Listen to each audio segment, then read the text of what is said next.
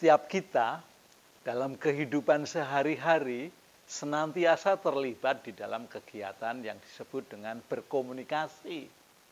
Nah, berkomunikasi ini merupakan interaksi dengan sesama antara individu satu dengan individu yang lain ataupun individu dengan kelompok, kelompok dengan kelompok. Itulah terjadi komunikasi.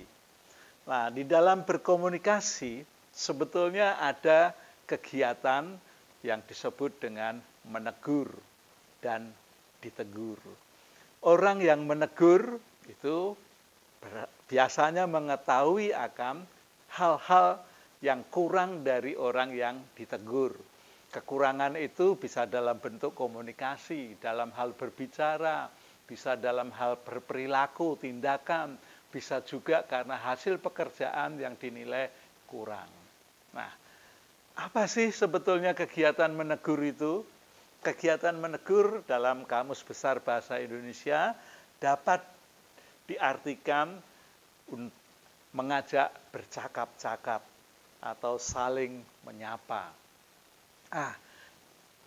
Saling menyapa ini kalau sama orang lain kenalan, berpapasan di jalan, tapi karena kesibukan komunikasinya hanya say hello aja atau dalam hal basa-basi. Misalnya saya ketemu dengan seseorang yang sudah akrab, tapi karena ketergesa-gesaan saya hanya akan menyebut atau bertutur kata, "Hei, bagaimana keadaanmu?" Lalu dijawab oleh teman saya tadi, "Baik-baik aja." Sudah selepas begitu aja. Itu juga menegur. Tapi dalam hal menegur yang ingin didiskusikan pada kesempatan ini, ya ini berbicara mengenai hal yang berkait dengan kekurangan seseorang. Nah, kenapa kekurangan seseorang perlu ditegur? Ya, karena ingin memperbaiki apa yang terjadi, apa yang menjadi kekurangan teman tadi. Nah, namun demikian, dalam bertegur sapa itu bisa menimbulkan hal-hal yang kurang baik. Ya, mengapa demikian? Karena dalam menegur seseorang kadang-kadang menggunakan bahasa yang tidak sopan, bahasa yang digunakan seronoh.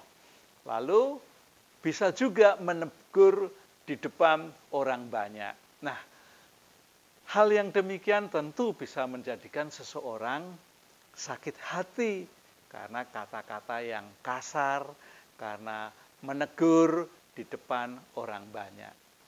Ini sering terjadi dalam kegiatan berkomunikasi, baik itu hubungan atasan dengan bawahan, baik hubungan antar keluarga, yaitu hubungan suami istri, hubungan orang tua dengan anak, itu juga bisa menyebabkan tegurannya menimbulkan sakit hati.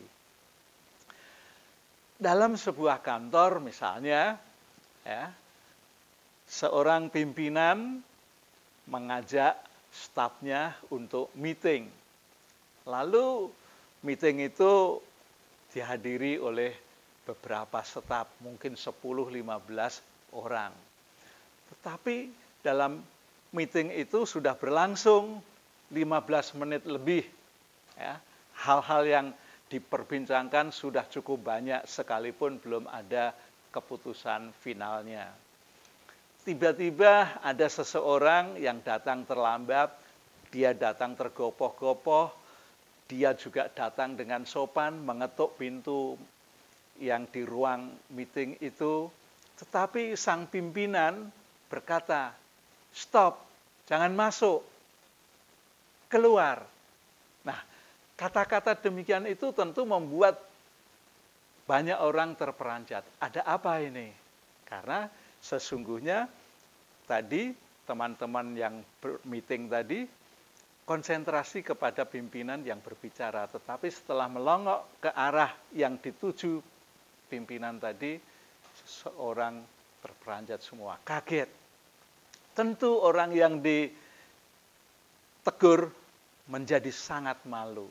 Nah, ini kalau tidak dilanjuti dengan dialog berikutnya, empat mata antara orang yang ditegur dengan yang menegur, setelah meeting selesai, ini bisa menjadi runyam. Mengapa? Karena satu hal yang ditegur merasa dipermalukan, merasa kata-katakan dengan kata-kata yang tidak sopan. Padahal dia juga bermaksud untuk mengikuti meeting dengan baik. Nah, kalau tidak ada perbincangan lanjutan, ini orang yang dibikin malu dalam forum, sekalipun dia belum sempat duduk, maka akan menimbulkan rasa kecewa yang sangat dalam. Malah bisa ada dendam, bisa ada luka batin yang sangat luar biasa, sulit untuk disembuhkan. Nah, ini tentu yang tidak baik. Ada juga yang disebabkan karena menegurnya dengan cara melarang. Nah, ini juga sering terjadi dalam hubungan atasan bawahan. Bisa juga orang tua dengan anaknya. Ya. Ini dengan kata-kata melarang, jangan dilakukan seperti itu. Ya. Padahal si orang yang ditegur tadi sudah melakukan kebiasaan yang baik menurut pikirannya. Tetapi karena ditegur, ya, maka bisa menjadi luka, menjadi kecewa. Nah, bagaimana sih sebaiknya menegur itu? Memang menegur yang paling baik dilakukan secara face to face atau pertemuan empat mata saja. Ya, tentu dalam hal menegur juga harus dimulai dengan permintaan maaf atau berkata saya ingin berbagi dengan Anda. Itu ketika sudah dibolehkan, barulah menceritakan, mengomunikasikan apa yang ingin disampaikan. Nah, tegurannya itu harus dilakukan secara sopan, kata-katanya santun. Ya.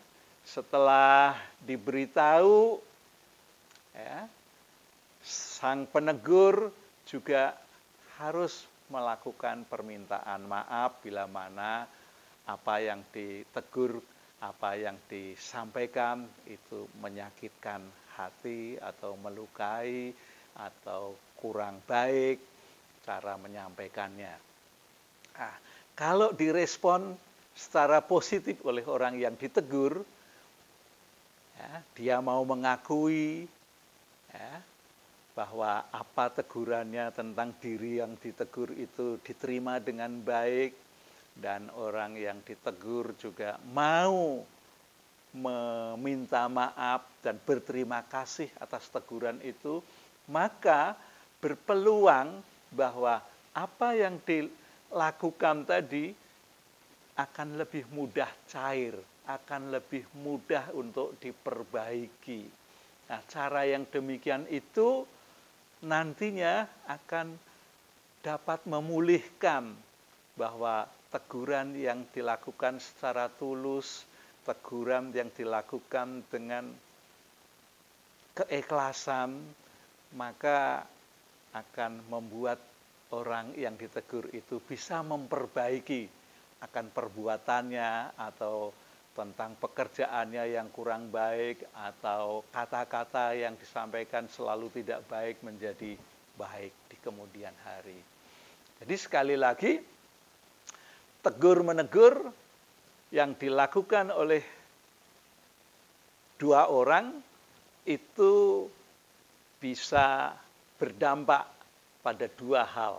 Yang pertama, kalau kata-katanya kasar di hadapan banyak orang, itu bisa menimbulkan kekecewaan yang dalam.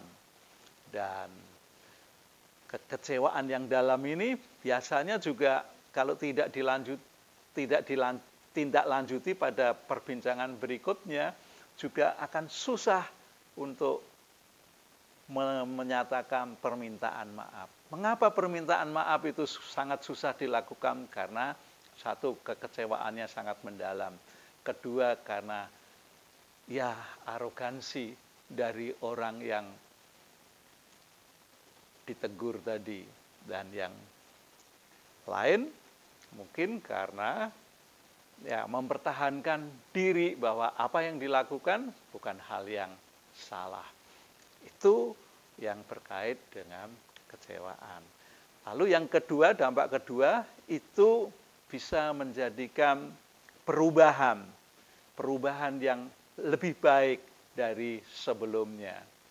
Oleh karena itu, kalau menegur seseorang ya mesti harus dilakukan secara sopan, santun, kata-katanya yang halus. Ya, ini berarti perlu pilihan kata yang tepat.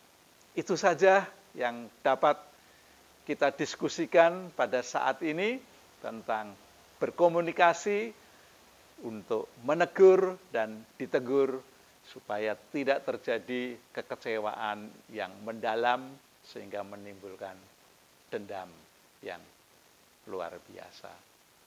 Oke.